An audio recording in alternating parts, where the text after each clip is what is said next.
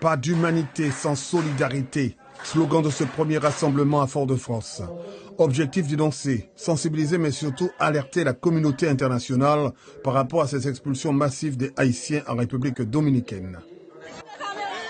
Il y a un processus de déshumanisation d'une partie de la population, c'est-à-dire des ressortissants haïtiens et même parfois des Dominicains d'ascendance haïtienne qui subissent depuis l'arrivée du nouveau président de la République dominicaine, c'est-à-dire depuis 2002, un processus de déshumanisation, de maltraitance, de racisme, de xénophobie.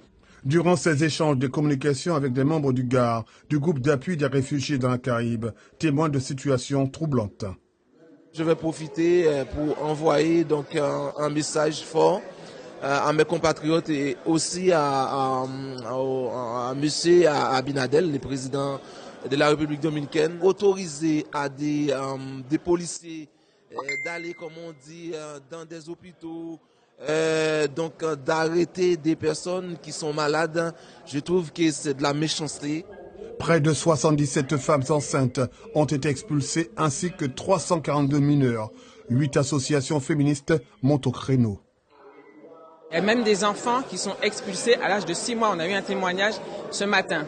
Donc on ne peut pas rester indifférent à cette situation et c'est pour ça que nous avons rédigé un courrier à l'attention de Mia Motley puisqu'elle est présidente de la CARICOM et que nous venons d'adhérer à la CARICOM.